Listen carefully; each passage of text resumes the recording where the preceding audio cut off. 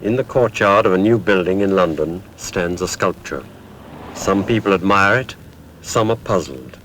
Many wonder whose work it is. In fact, it's the work of Barbara Hepworth, for many years a leading personality amongst artists who pioneered modern art in Britain. She was trained at the same art school as Henry Moore. Her work has been shown all over Europe and in North and South America. She has received many of the honors which come to artists whose fame and distinction are international. Here, her powerful sculpture enlivens the towering walls of the city. But she herself still works in the surroundings she chose more than 20 years ago at St. Ives, near Land's End in Cornwall.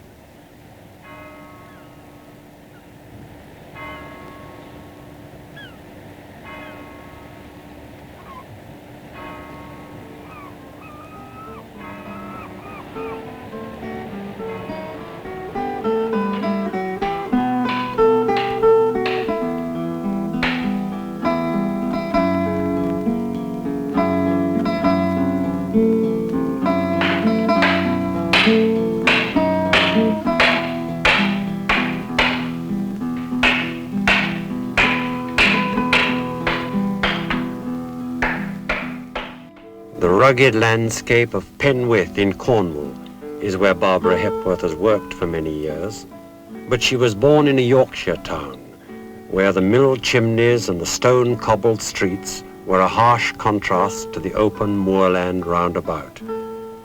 Her feelings for the contrasts of the Yorkshire scene are part of her earliest childhood recollections. All my early memories are of forms and shapes and textures. I remember moving through the landscape with my father in his car, and the hills were sculptures. The roads defined the forms. There was the sensation of moving physically over the fullness of a moor and through the hollows and slopes of peaks and dales, feeling, seeing, touching through the mind, the eye and the hand. The touch and texture of things. Sculpture, rock, myself and the landscape. This sensation has never left me. I, the sculptor, am the landscape.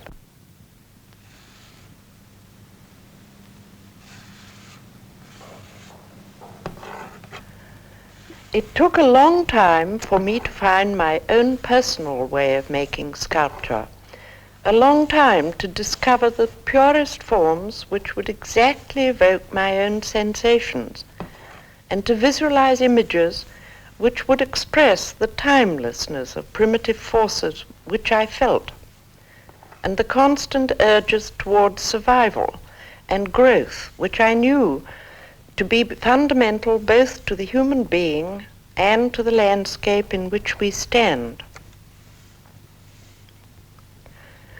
I have always loved the joy of carving and the rhythm of movement that grows in the sculpture itself, just as I like dancing or skating. I like the relaxation of sound and movement. When I am carving, or when I am listening to someone else carving, I know what is happening not by what I see, but what I hear. The tools a sculptor uses become his friends, and they become intensely personal to one, the most precious extensions of one's sight and touch. The right hand is the motor in carving, and the left hand is the thinking, feeling hand. Feeling the use of the gouge, the chisel, the adze, the point. All these tools have their special uses, and the left hand senses the organic structure of the material as it feels its way about the form.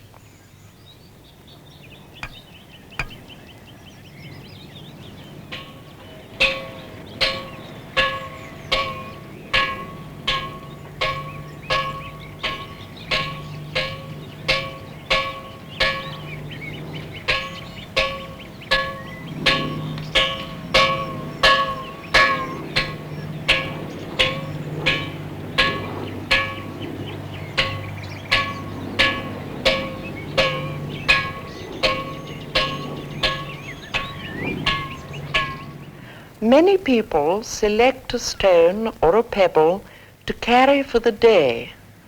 The weight and form and texture felt in our hands relates us to the past and gives us a sense of a universal force.